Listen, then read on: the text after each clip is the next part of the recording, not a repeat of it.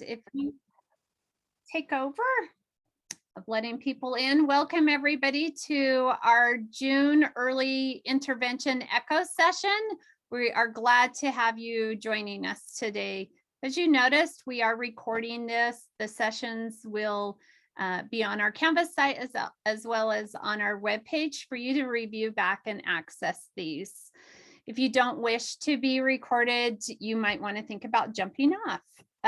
Participation Echo is an interactive session, and we hope that we learn from each other and know who we all are so we can reach out. So please take a minute to turn on your cameras, ask those questions that you have, and if at any time you want to do a case narrative to learn from your colleagues or are just struggling with a case, please consider sending us in one. They are a great opportunity to learn more about that. Take a minute and rename your profile so that we know who you are and where you're from. It's again a way to just build that community of practice, knowing that I can reach out to Marianne is on my screen right now, and I would know that I could reach out to her. So take a minute and rename your profile. Raising your hand, we've all been on Zoom, so we probably all know how to use that chat as well as raising our hands. But if you don't, here are the ways to do that. And then always pre-register so that you can get information about those sessions. And our certificate of attendance is sent out monthly after we get those surveys. So another big plea to get those surveys filled out. The surveys give us information in order to keep these sessions free of charge and let everybody know how we are doing on those. Canvas is where we store all of the PowerPoints, handouts, recordings, any information. So if you do not have access to Canvas, you can email either Early Echo at USU or reach out to Kurt Phillips at usu.edu and we'll get you set up on that Canvas page. Case studies, again, are a great way to just share information about real life situations, hear from colleagues who are know different ideas than what we do, and really just a great way to get that feedback and take it back and apply it. So if you're interested in that, please reach out to us. Kate Bennington, one of our hub members, helps put those together. So you can either reach out to her or Early Echo at USU. They're a great way to just gain more information about some of the cases that we work with. RedCap is where you get those surveys from. So if you don't receive a survey, double check your spam or junk email folders. Sometimes they end up in those areas. So you can take a minute and follow us on all Facebook social media accounts. We try to provide what our resources are, any information that we have. I'm really thrilled today to have Sydney Abbott present to us about feeding. She is just brings a wealth of information. I know her based on the Uni Home program as the clinical dietitian, and I'm just thrilled to have her share some information with us. So I'm going to go ahead and stop sharing and let her take that over. All right, thank you. Let's see, I'll share my screen here. Oops, that's not quite what we want. Try it one more time. There we go. Does that look correct? Yes, perfect. All right. Well, thank you for the welcome. I'm excited to be here today and talk about nutrition for little kiddos with you all. As Janelle mentioned, I am a clinical dietitian at the Home program, which is a medical home program for people with developmental disabilities. And we provide care for people across the lifespan. So we start seeing kids usually around 2 or 3, so a lot of times after they're getting those initial diagnoses, transitioning out of early intervention services, and then they would enroll in our clinic. It's a capitated Medicaid program, so with our funding model, the focus is on preventative health, which is a wonderful place to work as a dietitian. And so I am excited to be able to share with you today.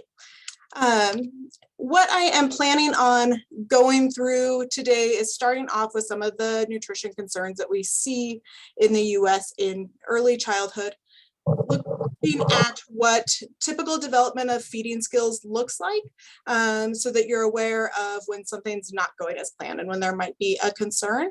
And then looking at some ways that you can assist caregivers in promoting those healthy eating habits. I bring a strong focus on selective eating or really limited food preferences, which is common in kiddos with autism, but also we see it a lot in kids who have oral aversions because of things like prematurity and Down syndrome. So we'll focus on that at the end today. I'm a pretty casual presenter, so if you have questions as we go along, please bring them up and we can go through it. All right, so we're going to start off just looking at what is going on with early childhood nutrition in the US. It's likely not surprising to you that we're seeing similar obesity trends, mirroring those obesity trends that we see in adults. So obesity rates are increasing. When we look at a specific population of kids with developmental disabilities, they are more likely to be on both ends of the spectrum in terms of weight. They're more likely to be underweight than their typically developing peers, and they're more likely to be overweight than their typically developing peers. And so nutrition becomes even more of a priority for these little ones. The slide right here is showing data from the Healthy Eating Index, which is an assessment as to how well the dietary guidelines for Americans are being followed. And so the purple dot that you see in each column here is going to be showing the average intake for children 12 to 23 months in the US. And then the turquoise bar represents the recommended intakes. So as you can see, if we look over here on the left, kids are under consuming vegetables, are coming in about half of the recommended amount. Fruit consumption is over if you just look at this initially. So it shows that kids are consuming about a quarter cup more than the recommended amount of fruit a day. However, given that this information is from the dietary guidelines, this includes fruit juice. So it's not just total whole fruits that are being consumed, but it's being bumped up by fruit juice. Ideally, kids in this age group would not be consuming any fruit juice, or if they are, only about 4 ounces a day. So we prefer this to be coming from whole fruits. Grains right about at the recommended intake, but when you dig into the data a little bit more here, the breakdown reflects that it's mostly refined grains that kids in this age group are consuming. And then there is encouraging information with total dairy and total protein foods that kids in this 1 to 2 year age range are hitting that recommendation pretty well. So in summary, this data that we get from the dietary guidelines shows that kids are under consuming vegetables, whole grains, whole fruit, and then they are also over consuming added sugars and sodium. So those foods that we'd like to see less of overall. And when kids' dietary patterns aren't following the trends that we'd like, they're more likely to be at an unhealthy weight. As I mentioned, children with developmental delays are more likely to be both underweight and overweight. I'm going to go through some of that overweight obesity information first. So when a child is obese, there is an associated with risk of chronic disease and obesity in adulthood. So when we see that developing during these early years, they're at a higher lifetime risk of developing chronic diseases like cardiovascular disease and diabetes. And we know that the likelihood of a child to be overweight or obese is influenced by a whole variety of things, including what food is being provided in the house, the caregiver's eating habits, the home environment, how much exercise they're getting. So there are a multitude of factors. It's not just one issue here that we're looking at.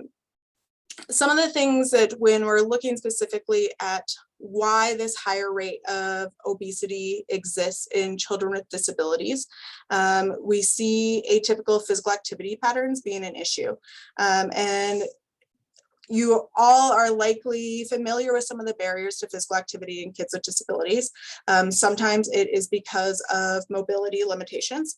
Sometimes it is because of the financial situation of the family, where they're living. Do they have a yard for the kids to go play in? Do they have access to structured recreation opportunities? Are they spending a lot of their day in therapies? So they are maybe going to childcare and then going to therapies afterwards, and there just isn't time for that normal play that you would see in kids this age. So a whole magnitude of issues that can cause decreased physical activity, and increased reliance on screen time. The use of food-based reinforcers. I'm gonna revisit this at the end of the presentation today, but when food is used as a reinforcement, either formally as part of a therapy like an ABA therapy, or informally that the parent is trying to get that behavior compliance, it increases the risk of overweight and obesity. Restricted food preferences, so that really limited number of foods that a child is willing to consume, can contribute to both overnutrition or undernutrition, depending on what those foods are. If they are more calorically dense, nutrient poor foods, we're going to see that contribute to overnutrition, and then the opposite would be true for undernutrition. And then it's unlikely that you're seeing as much of this with your EI kiddos, but as a lot of these kids age, they will be prescribed psychotropic medications. And a lot of these medications increase appetite, and they decrease that ability to feel fullness. And we see an increase in obesity risk along with those medications too. Because of the prevalence of these medications being prescribed, I think it is even more important that any concerns with overnutrition during those first few years of life are addressed, knowing that throughout life there's going to be additional risk of factors that can lead to overnutrition. Changing gears and looking at some of the factors that lead to a child being underweight or malnourished, with the caveat that we can have a child who is both overweight and undernourished. And this is something that we see pretty frequently in the US, of kids who are, and adults who are reliant on ultra processed nutrient poor foods that are very calorically dense, that we'll see nutrient deficiencies, especially calcium, iron, vitamin D, potassium, folate, but they're overweight because of an excessive caloric consumption. So it can be that picture, or it can be a child who is underweight and also has nutrient deficiencies. When there is undernutrition happening, it's going to come back to one of three causes, and sometimes all three or a combination of these. One would be inadequate intake, that the child is not consuming enough calories or nutrients for whatever reason. The second possible issue is that they're not absorbing what they're consuming. And so that there is some issue in the GI tract, could be celiac disease, it could be a medication issue, that the child is consuming appropriate nutrition, but they're not absorbing it, so it's never getting into their body, or that there are increased requirements. I see this across a lot of my patients for varying reasons. If we take, for instance, someone who has cerebral palsy, possibly has increased muscle tone, they're going to be burning more calories throughout the day just because of that increased muscle tone, because our muscle is the most metabolically active.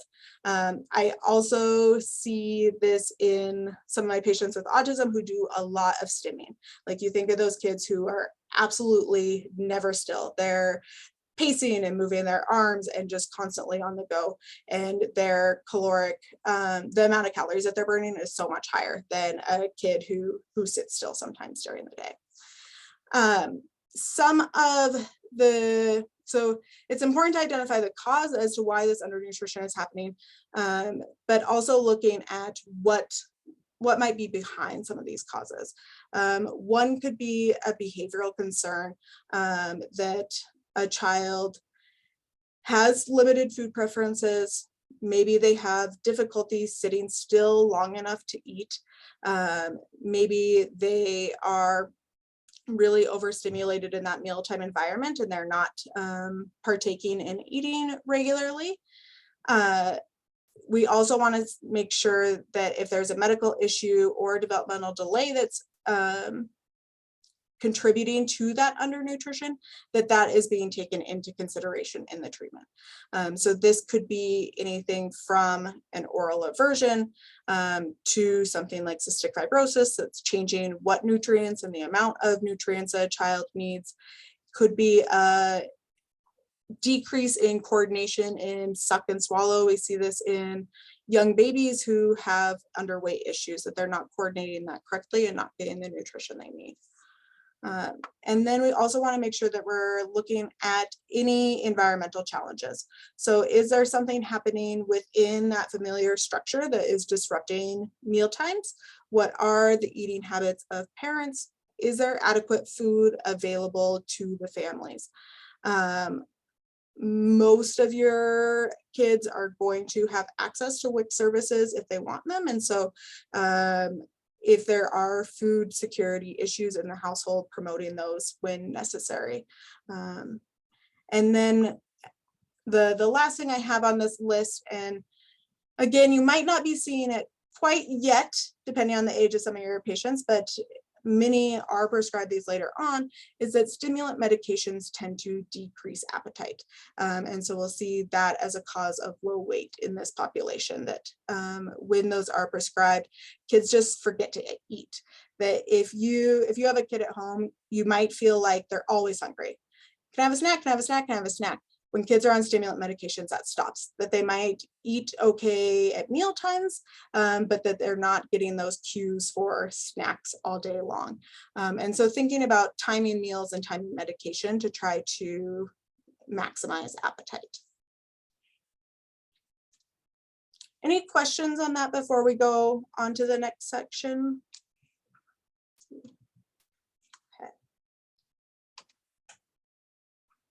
So I'm going to go through just some basic, what a basic progression on solid foods would look like. So starting, the baby is going to be getting breast milk or formula from 0 to 6 months.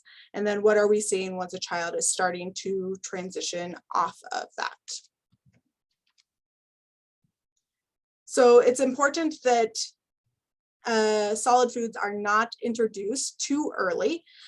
We see that influencing the hunger and satiety cues of a child, see that influencing food preferences over time, and their body's just not quite ready for foods when they're introduced at 3 and 4 months of age. So some of the things that we're looking for in a child as signs that they are ready to start having solid foods. One is that they are able to sit with support. So they don't have to be able to sit up completely independently, but they should be able to sit with the support of a caregiver's hand behind them or in a high chair, something like that. They should have good head and neck control. And I think the easiest way to think of this with feeding is if a caregiver brings the spoon up to their mouth, they should be able to turn their head away if they don't want it. And so if the child does not have that head and neck control to turn their head away, then they're likely not ready to start solid foods yet. Another good sign is that they've doubled their birth weight. So for most babies, this would be about 13 pounds. That they have been growing appropriately up until that point, and that they have had that weight increase. And then the last major sign of solid food readiness is that they no longer have their extrusion reflex or their tongue thrust reflex. So with little infants, if you stick a nipple or a finger in their mouth, their tongue sticks out a little bit. And that is a good thing in young infants to help with that correct suckle. But as kids age and as they get to that 4 to 6 months age, we start to see that tongue thrust reflex start to disappear. And it facilitates more solid food intake. Otherwise, if you put a spoon into a kid's mouth and they still have that tongue thrust reflex, it comes right back out, which is something to be mindful of in a kid who has atypical development, that this might hang around longer and can impede that start of solid foods. So usually these are all coming about around 6 months of age, and that is the current recommendation from the American Academy of Pediatrics as well, is to wait until 6 months of age to start solid food introduction. This is around the time that iron stores that the babies get from mom at birth start to fade, and so babies start to need another source of iron, and then zinc needs also increase at this point in time. And so it meshes well that babies are starting to be physically ready for those foods, and then also having different nutrient needs that cannot be met solely by breast milk. It is important that as solid foods are introduced, it's this idea of complementary feeding. So the solid foods are not going to replace the food, the formula or the breast milk, but they're going to be additions onto it. And continuing to provide that formula or breast milk up until 1 year of age, and not providing cow's milk before 1 year. I have this little asterisk here because we're in a wild world right now with baby formula, and the American Academy of Pediatrics has said very, very temporarily, and they mean like a few days at a time, babies between 6 and 12 months of age can have cow's milk if formula is absolutely not available. So some of you might be encountering that with your clients, that they're not able to access the formula that would normally be appropriate for them. And so there is that temporary change in recommendation. And that's just for kids 6 to 12 months. Prior to that, it's pretty dangerous for their kidneys to give cow's milk.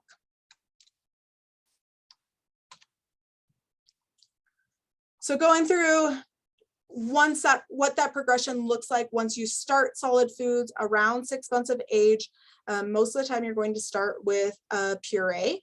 And it's best to focus on nutrient dense foods at this point in time. So pureed fruits and vegetables, iron containing cereal are good foods to start with.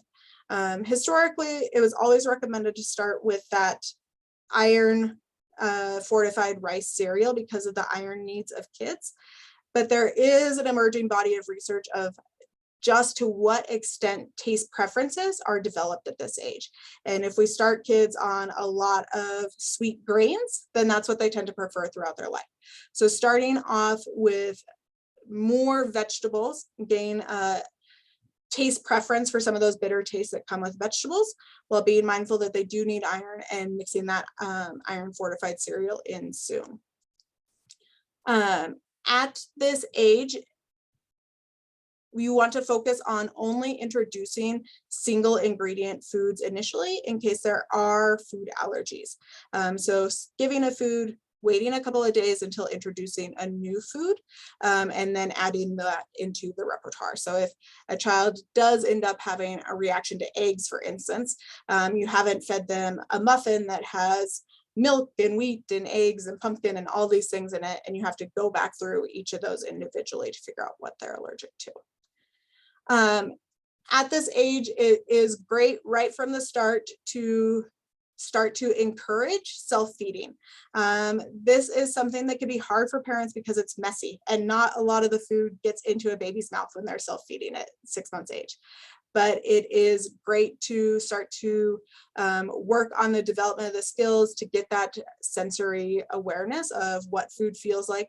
Being okay with food on their face, that's a good desensitization desensitization that kids get at this age to being okay with that food on their face. So encouraging parents to do that as much as possible. If you're working with caregivers that have a hard time with that, trying to make sure that they come up with a time like once a day, that they're okay, maybe right before bath time, to let their kid work on feeding themselves. Moving on to 9 to 12 months of age, at this point, in the US, we're frequently building up to wean off of breast milk or formula. And so we want to start making sure that their solid food intake is adequate to meet their nutrient needs.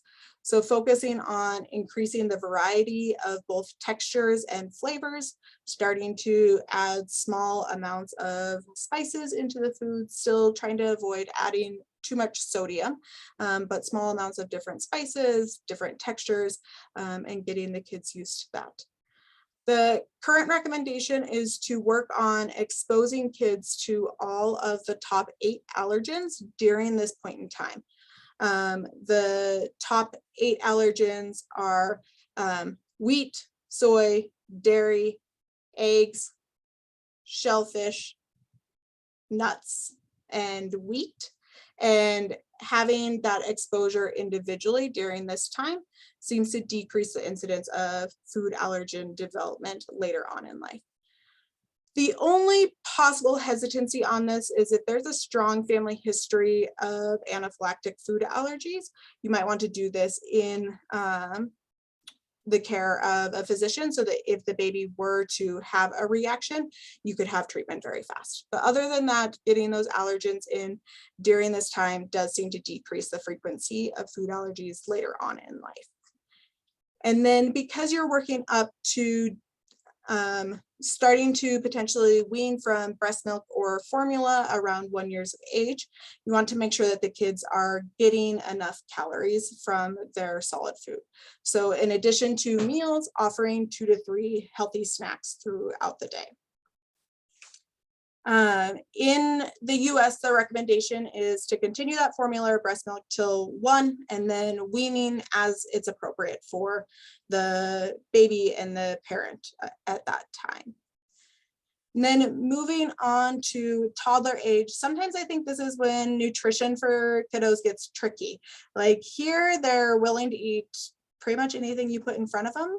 And then they get to this age and it's a normal part of development that they're starting to assert that independence. And one of the ways they can do that is determining what goes into their body. That there should not be force feeding happening, and force feeding someone is really difficult. And so it's a great way for those little 3-year-olds to display that independence. So with that, we still want a high priority on lots of fruits and vegetables being offered, a variety of fruits and vegetables in different ways to get that exposure. Offering whole milk and water as the primary beverages at this point in time. I would encourage no fruit juice. If parents are going to give fruit juice, limiting it to up to 4 ounces a day, and avoiding all sugar sweetened beverages. We'll come back to this later on, but there's this feeding guidance for parents of kids where the parent provides and the child decides. So it's the parent's responsibility to make sure that they are consistently providing healthy meal options, being the gatekeeper as to what is offered to the child, but then the child is going to decide how much to eat. And this becomes very, very important during these toddler years. So that's an overview of general nutrition. And then I want to go into assessing and addressing nutrition concerns that you might come across in your practice. So to start off with, I have a short condensed list here of some diagnoses that frequently have nutritional concerns that come along with them. And diagnoses that you might encounter in your EI kids. So for folks with autism, really common nutritional concerns are limited food acceptance. So only having a certain number of food items that they are willing to eat. A lot of times these limited food preferences are based in sensory difficulties, whether that's texture, the sound of eating, the smell of the food, leading to the child not wanting to eat very many foods at all. Sometimes this will be 10 or 12 foods. I've seen it also be 1 or 2 foods, and that's all the child will eat. And then also along with this, a lot of times there is rigidity on where the child will eat, who they'll eat with, what environment they'll eat in. And these can lead to micronutrient deficits, as well as over and under nutrition, again, depending on what those limited food preferences are. And then constipation is really common, and constipation is going to be a common thread throughout this. One of the difficulties with constipation in someone with limited food preferences is that when kids are constipated, they don't want to eat. And so if you take a kid who's constipated and offer them a non-preferred food item, it's just not setting anyone up for success in that situation. And so typically I like to work on addressing constipation first, so that the kid is actually hungry when you're trying to introduce new foods. With cerebral palsy, it's common to see oral motor difficulties with the eating process. There is also a tendency to have limited hunger cues, meaning that they're not getting as strong of a sense of hunger, even if it's been a while since they've eaten. And then, as I mentioned earlier, that higher muscle tone can also lead to increased caloric needs. So with that, in young kids, you can see failure to thrive or a failure to gain weight and grow as expected. There are a variety of nutrition concerns that present in Down syndrome. Initially, when kids are infants, they can have a hard time with that coordination of suck and swallow and pacing their breathing along with it. This sometimes leads to placement of a feeding tube in infants with Down syndrome. And weaning kids off of feeding tubes who've had them as infants a lot of times comes with oral aversion, that kids don't want things near their mouth, they don't like the different textures in their mouth, and they can have feeding issues as a result of that. So you can see failure to thrive in infancy. And then Down syndrome is frequently accompanied by low muscle tone. So people with Down syndrome have low muscle tone. Because our muscle is most metabolically active, people with Down syndrome have lower calorie needs. And so if a kid with Down syndrome eats the exact same calories as another kid their size, they're more likely to be overweight because of those excessive calories. And then with that muscle tone, low muscle tone, you also see an increase in constipation because those muscles in their GI tract are not able to push the stool through as well. And so in something like limited food acceptance or not getting the fiber and things, if you are looking at medications to address constipation, you're frequently going to be looking at a stool softener such as Miralax. But in someone who has low muscle tone that's causing the constipation, you need more of a stimulant such as Senna to effectively address it because of the differences as to the root cause of the issue. Fetal alcohol syndrome, sometimes kiddos with this have limited hunger cues, so they're just not going to get that strong signal as to when they're hungry. If caregivers aren't picking up on that, it can lead to undernutrition. In kids with Prader-Willi syndrome, it's really interesting what happens here. When kids with Prader-Willi syndrome are quite young, they tend to have failure to thrive due to low muscle tone, that they're not able to coordinate that suck swallow and they don't get the nutrition they need. And then in their toddler years, as they're starting to eat more solid foods, that low muscle tone becomes less of a barrier. And one of the main characteristics of Prader-Willi syndrome is that there's not adequate satiety cues, so that they're not feeling fullness. And so it's this. Sydney? Yeah. I have one question after you finish that thought. So sorry. Okay. No, you're great. It's this flip that has to happen with parents, that when the kids are infants, they're trying to get all the calories into them that they need. Then they get to toddler age and the kid doesn't feel full, and the parents have to make that switch from trying to pack calories in to really significantly limiting the child's nutrition. Yeah. So my question goes back to that fetal alcohol syndrome. Is that the same with kids that are NOWS or NAS? Do they have that limited hunger cues as well? Do you know? I'm not sure on that. I can come back to it and look on that if you want.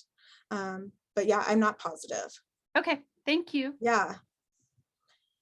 And then in babies who are premature, we see a variety of feeding concerns.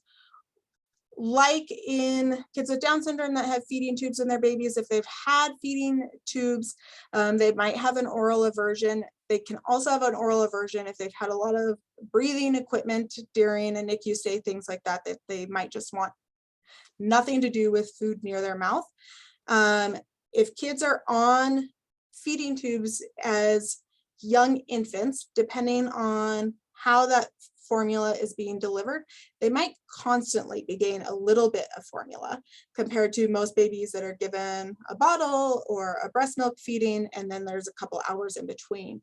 And so when kids get that constant formula drip, they don't develop the same hunger and satiety cues right away because they're never really getting to the point of feeling hungry. And so that, coupled with a smaller birth weight, can lead to a slow weight gain in premature infants, and so needing to be more mindful of caloric needs. Before I go on to how to assess for feeding problems, are there any questions on this? All right. So in all kids, regardless of whether or not they have a disability or not, about 25% of infants and toddlers are reported by their caregivers to have a feeding problem. And this can range from pickiness to taking a long time to eat to having reflux, that the parent has identified some problem. In some disabilities, this goes as high as 80 and 90% that we see feeding problems, that it becomes a key priority and something that needs to be addressed for the child. There are so many validated questionnaires out there on how to address feeding issues and things like that. But for a quick, you're at a client's house or you're meeting with them for something else and you want to see if there's a feeding issue that needs to be addressed, I like to go through just these 5 questions. Are the caregivers reporting a feeding concern? And if so, what is it? Is there a known disorder or disease? And is it associated with a feeding problem? Is the child's growth appropriate? And we'll look at how you can assess that in a minute, but are they growing as expected? What is the mealtime environment? So are family meals happening? Is the kid being offered nutrient-dense foods, or are they only being offered really highly calorically packed foods that are poor in nutrients? Is it a positive time at the house that the kid is not excessively stressed during that time? Is there a lot of pressure being put on the kids? Things like that that you can assess, as well as are there adequate food resources in the house?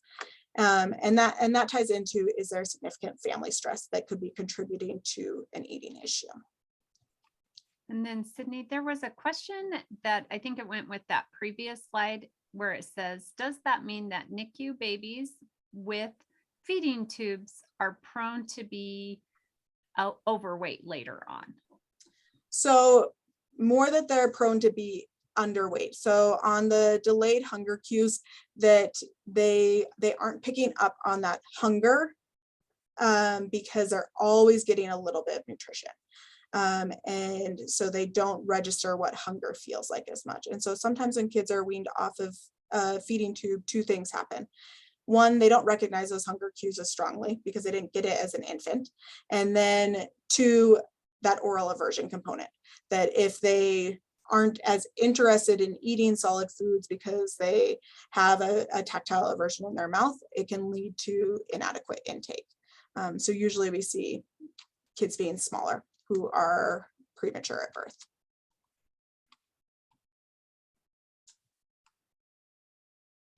Any other questions? All right, so I like to use these 5 questions, kind of gather a quick picture of what the feeding problem would look like. These are my red flags that I look for as to, okay, is this normal picky eating? Because kids are picky sometimes, that's totally a normal part of development.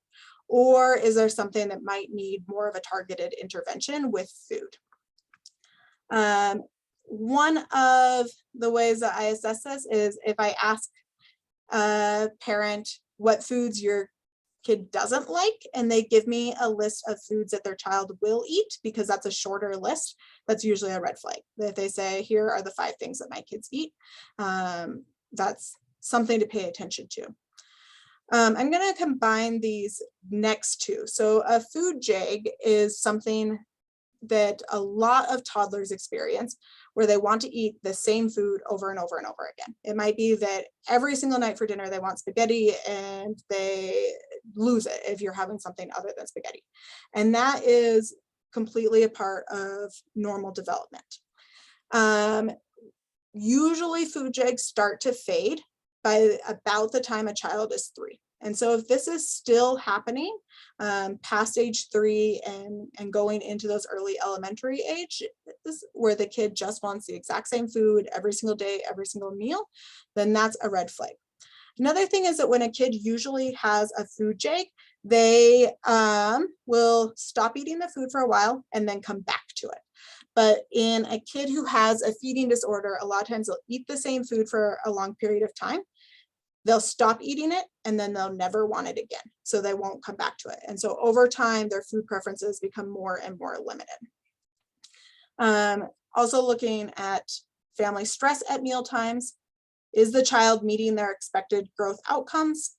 Are they missing major food groups? Everyone is totally okay having foods that they don't like to eat. But when you start missing those major food groups, then you start to get nutrient gaps.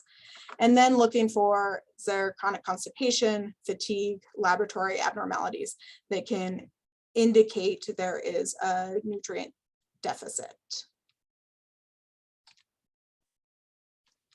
So those are some of the signs to me that there's something more going on than just normal picky eating in a young kid. And I'm going to move on here just in the interest of time to give you some tools to use. So this might be familiar to you, but when we're looking at growth charts to determine if growth is appropriate, ideally we're looking for a kid to continue on their trend line.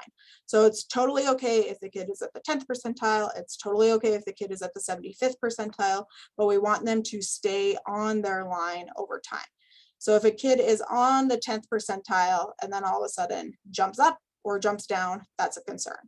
So you can see here for this kid, up until about 4 months of age, they were tracking on the 25th percentile. So they were small, but they were staying on their line. And then habit here is they started daycare and they got sick and they just kept dropping down and had a hard time getting back up.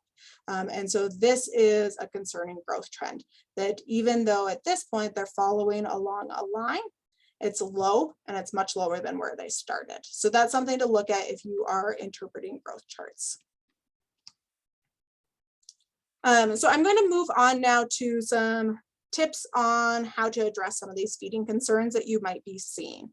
And starting with food selectivity, that's mainly what we're going to focus on from here on out, is that picky eating. This can be applied to kids who are just a little bit picky or kids who have significantly limited food preferences.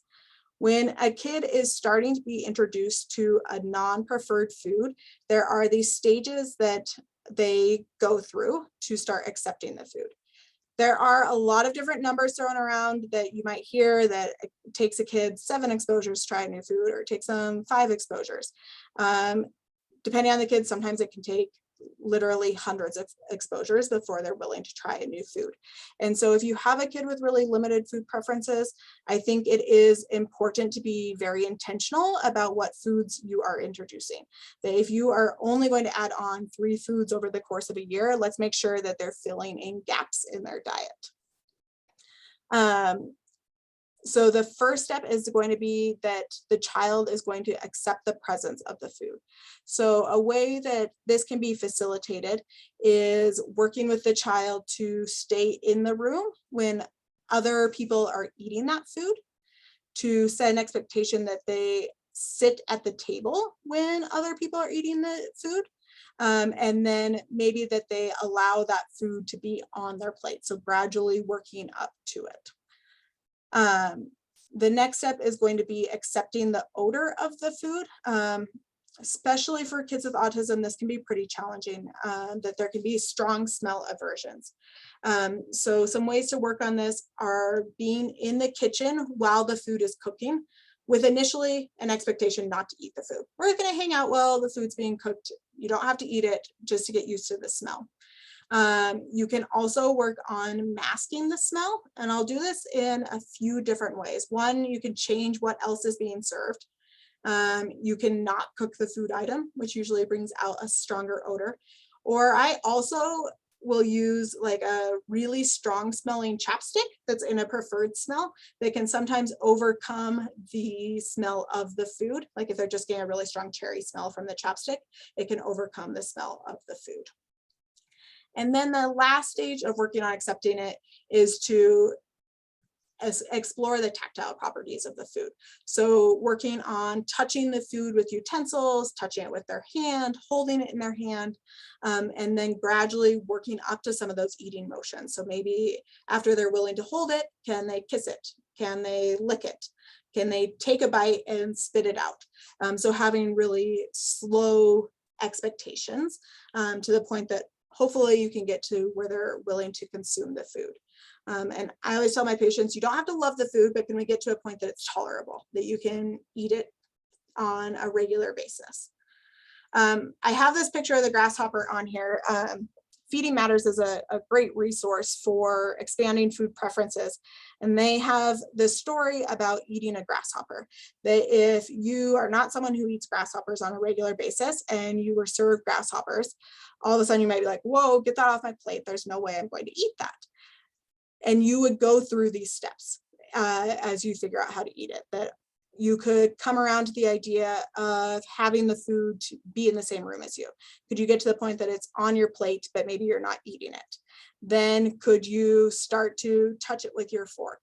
Could you give it a smell? So gradually working up to the point that you are willing to eat it. And this is what a lot of kids with sensory aversions go through. That's something that might be a completely common food and delicious food to you. They see it as a grasshopper on their plate, that they have to work up to having that familiarity with the food. So in the next few minutes here, I'm just going to go through some helpful tips that I like to offer to parents on expanding food preferences. The first is coming back to that division of responsibility, or the Ellen Satter method, that the parent is going to decide what and when, and the child is going to decide how much. So not encouraging the child to eat past fullness, not forcing them to, but the parent is supplying healthy options and serving those consistently, and the child gets to decide whether or not they're going to eat it. This is ideally started when kids are young and carried all the way through. If there's a feeding disorder or this doesn't happen initially, sometimes you have to be a little bit more intentional about expanding those food preferences.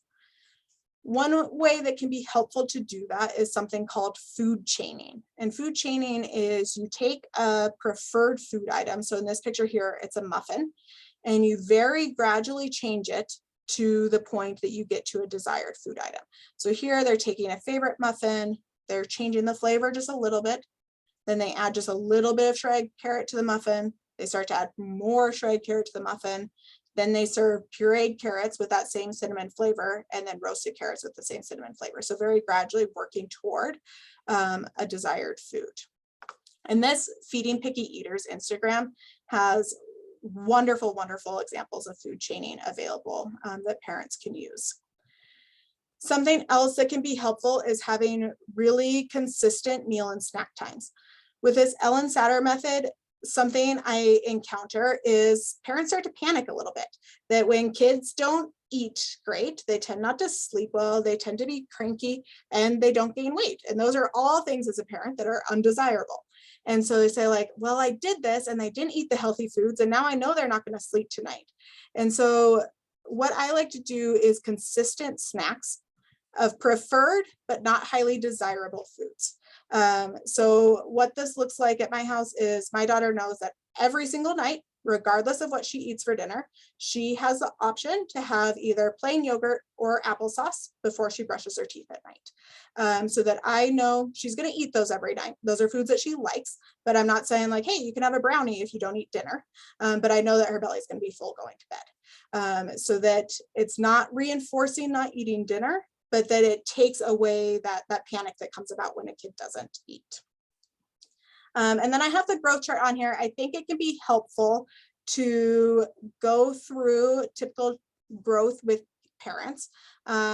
Kids grow incredibly fast up until 1 year of age, and then that starts to slow down. And so kids in their toddler years also don't need quite as much food.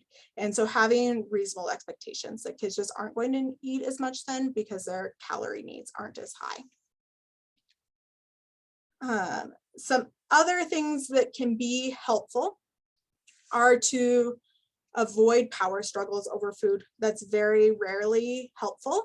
It's hard, again, coming back to as parents, they want their kids to eat. They understand the importance of good nutrition.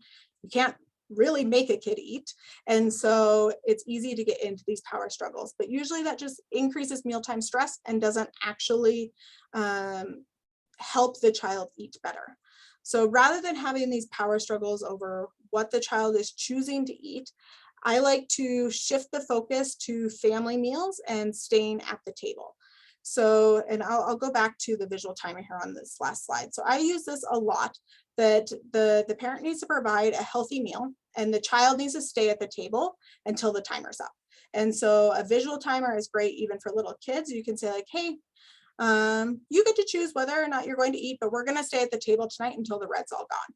And so they understand, hey, I can escape from the table eventually. I don't have to sit here forever, but I have to sit here with this food in front of me at least for 5 minutes or at least for 10 minutes to work on that exposure component. Another thing that can be helpful is always serving a preferred food item. And there's a correct way to do this and an incorrect way to do this. And I'll use my daughter as an example on this. She does not like quiche. It's something that we like to eat pretty often, and she absolutely will not touch it. And so if I serve her quiche and then she doesn't eat it, and I say, oh, here's something else to eat, well, then she's been rewarded for not eating the quiche because she gets something else to eat. So anytime we have quiche for dinner, I still serve her the quiche so she gets that exposure, but I usually throw like half an avocado onto her plate because I know that she's going to eat the avocado. But I do that initially, that I serve the quiche and the avocado at the exact same time without saying anything about it, so that she has a preferred food there to fill up on without getting it as a reinforcement for not eating the non-preferred food item. And then being willing to be flexible and involving the child in food prep. Here is, this is my daughter here. So I have her do the salad spinner. She loves it. And she sits there and munches all the time while she does the salad spinner. This night we were having like a kale and sweet potato salad.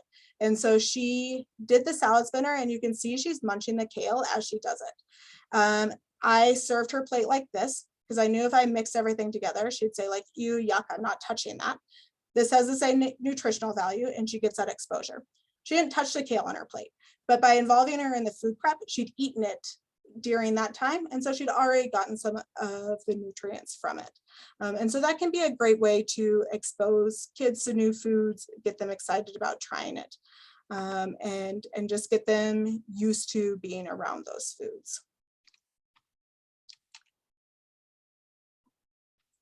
I wanted to touch on one last thing before we're out of time here, because of the behavior world I know a lot of you live in, and this is the use of food as reinforcers or using food as a reward. Sometimes this can look like, hey, the class gets a pizza party for good grades, but a lot of times this is much more structured and intentional in young kids with disabilities. Using food as reinforcers is really easy. It's a natural reinforcer, so it doesn't require any learning process in order to be effective compared to something like a sticker chart that kids tend to have preferences for, like really sweet food. So if you do this, you can get some candy. However, there are a lot of drawbacks to using food as a reinforcement. One is that it disrupts those innate hunger and satiety cues. That kids get food or they access that food regardless of whether they're hungry or whether they're full, because they're getting food for behavior, not because they're hungry. It also increases the appeal of the food used as a reward. So let's say that you are using Skittles as behavior reinforcement, and whether that's in like discrete trial ABA or like, hey, throw your shoes on for school and you can have some Skittles. Well, there comes a time that a kid's not going to need Skittles. And so you say like, oh, you don't need Skittles today, or Skittles aren't on the menu today, or whatever it is. But that kid now has another connection with the Skittles. That's not just food. And so if it's not time for Skittles, they're reading into that as there's something wrong with my behavior. I'm not doing what's expected of me, rather than just Skittles aren't part of what's on the meal plan for today. And so they can be harder to fade, which is always the goal with behavior reinforcement, that you can fade it over time.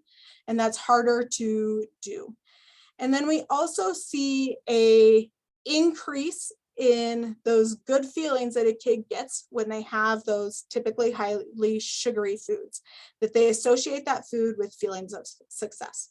So most people already get good feelings when they have those sugary foods because they taste delicious, but now they're also have that brain connection and are tying it to feeling successful and start to crave that food even more. So I tend to shy away and discourage food being used as a reinforcement across settings, regardless of the kid's weight status, because I think long-term it doesn't set kids up for success.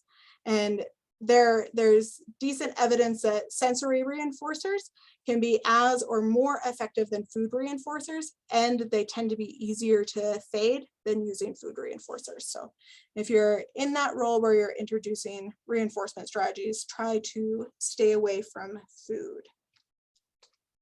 And then I think I'm out of time. And so I have on my last slide here some possible referrals that you can access if you have a kid that needs it. And I'll try to open up for just a few minutes of questions. You did get a question if somebody can get your kale sweet potato salad recipe. Yes, I will throw it in the chat in a minute. Any other questions? All right, I will also put my email in the chat. I love talking about helping kids get the nutrition they need. So you're always welcome to reach out. And thank you all for being here today. What are some examples of sensory reinforcers? So this would be unique to the kid and depending on what they like. It can be, a lot of kids will like tactile reinforcement on their arms. So you can use something like a hairbrush or even someone else's hand. A lot of my kiddos like really firm touch. So this can be accessing anything from a weighted vest to a tight hug from a caregiver to something as structured as a squeeze machine. It can be getting to listen or watch some preferred show or music. A lot of times I don't think of visual sensation, but for our kiddos with autism, that visual input from something like an iPad, we want to be mindful of limiting it, but can be a good reinforcer as well. And then two other questions. Yeah. So what providers are able to get a complete team together? Like a feeding therapy team? So ideally a feeding therapy team would have a speech therapist on it, Speech therapists do a lot of feeding therapy, but I always like to make sure that there's that clearance, at least that the speech therapist does an assessment and make sure that there's not swallowing issues. OTs are such a valuable resource in working through some of the sensory issues. So if it's something where there is maybe a delayed loss of a tongue thrust reflex, or there is an oral aversion, occupational therapists can be great. Behavioral therapists are key. That typically feeding therapy mimics an ABA type therapy of a lot of repeated trials and exposure. And then I wouldn't say that a dietitian is necessary to be on the team the entire time, but it's good to consult with initially. If we're thinking of a kid potentially needing 100 exposures to a food, let's really maximize what foods we're starting, that we can fill in those nutrition gaps. The difference between a registered dietitian and a nutritionist, and when would be appropriate to request a referral to each of these two individuals. So only one of those is a licensed term. So a registered dietitian is a protected licensed term that you have to go to school and do supervised practice and take an exam and so on. That's also going to be, insurance reimbursement isn't great for dietitians, but what would be reimbursed? Anyone can be a nutritionist. Like, congratulations, you are all nutritionists today. So it's hard to say what training a nutritionist has unless you dig into it. So unless you are really clear and comfortable with the training that a nutritionist has, I would always refer to a dietitian. Do you have ideas for families who may struggle to get access to good nutritional foods due to socioeconomic conditions? So this is something that I'm working with all the time because we are a Medicaid clinic. So I always like to say that we want healthier foods, not healthy, that sometimes those like very healthiest foods are not attainable to my patients. So any fruits and vegetables are better than no fruits and vegetables. So canned are better than no fruits and vegetables. I usually recommend frozen, that they're cheaper, they don't go bad, they're more affordable. I also do a lot of resource connecting. So if individuals are not getting access to WIC services, SNAP, things like that, I'll help connect them with those resources, making sure that they're plugged into any benefits that are available through the school, which are temporarily and currently expanded, that pretty much anyone can get school lunches, summer meals, things like that. And then I'll do some training on what is available at food pantries and trying to help them choose the healthier options at food pantries. Things like rinsing off canned items can decrease the sodium 40%. So you can still use that item and make it a lower sodium option. Goat's milk in place of formula. No, it's the same, that it has that high renal solute load, so it's not safe for kidneys either. I think the recommendation would be similar right now, that if you have to stretch formula for a few days for an infant in that 6 to 12 month range, it would probably be okay.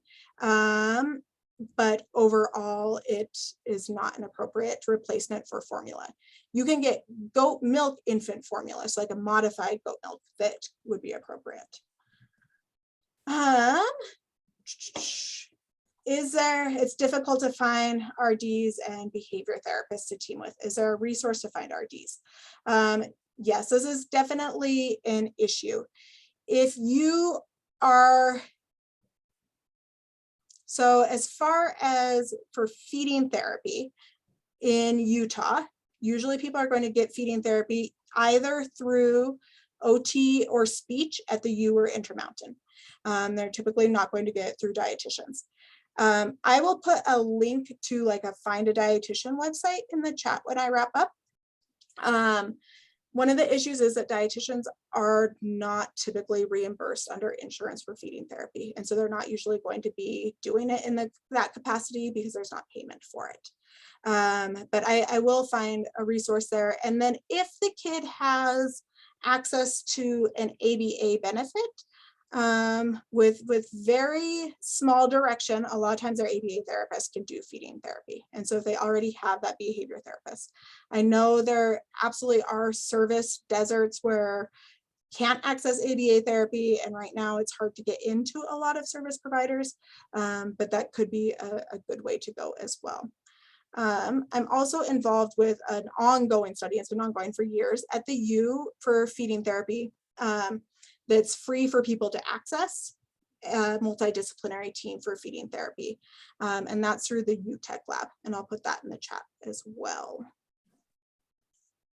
I'm rushing through here in the interest of time, because I know you have your case presentation. Any other questions?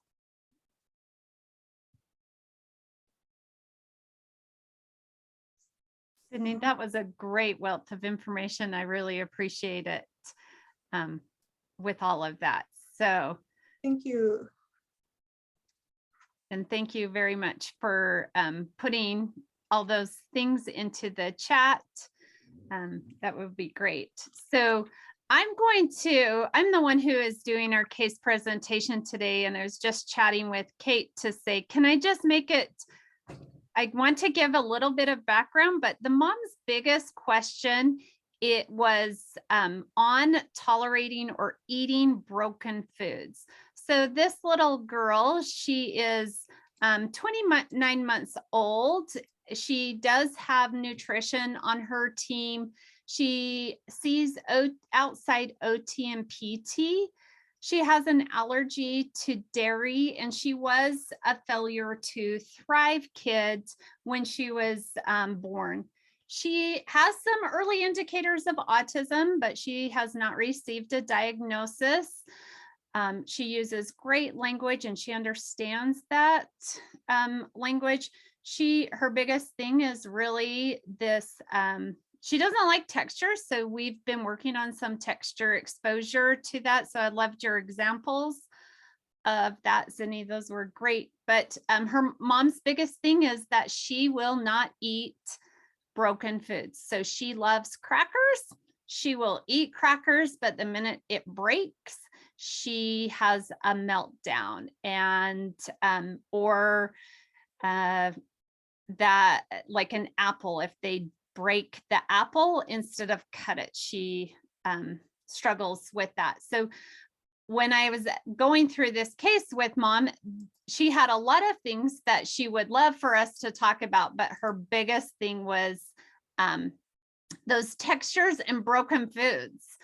So that would be what I would really love some ideas about. If anybody has questions about this case, I will pause for a minute. Does she see it break? So yes and no, because they've been trying some of that exposure therapy to it. So sometimes she'll be there when it breaks. What if they let her break it by herself? If she breaks it by herself, it can throw into a major tantrum.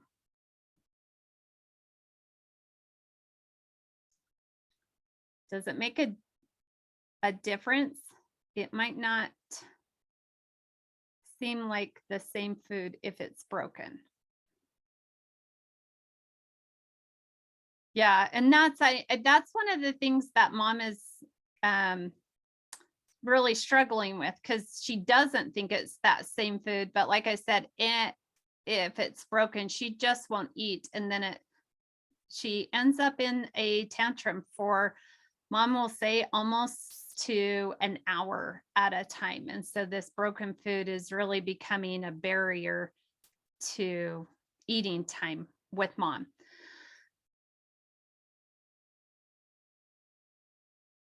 So if there are no other questions, I'm going to put us into breakout groups to kind of discuss and have those ideas, and then we'll come back together. You guys are putting some great information into the chat as well. Okay. I'm going to put us in breakout rooms, and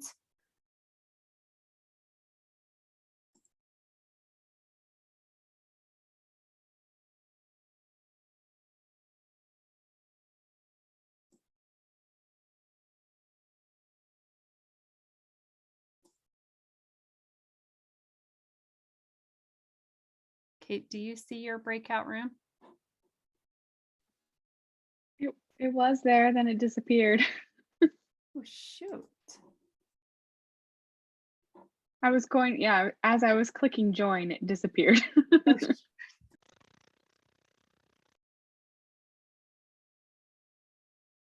so I hope each breakout group assigned a scribe and a note taker, and they've remembered to send those in to either the Early ECHO at usu.edu, or Kate will throw her email into there. And I can't wait to hear all your ideas to be able to share with this family. So I'm really excited about that. I know it was a different case presentation than what we are used to, but Sydney, you just had such useful information that I didn't want to cut you off or stop you. So thank you everybody for joining us. Our next session will be July, I can't believe I'm going to say July 6th. Summer will be over and it's not even started. And Denise Johnson is going to be talking to us about vision impairment. So that will be a great session as well. If you have a case, reach out to either Early ECHO or Kate. And they are just a fantastic way. Like I said, I'm looking so forward to all of your guys' information to share back with this family that I have. So thank you very much for joining us. Enjoy the rest of your day. Hopefully it's warm where you guys are at.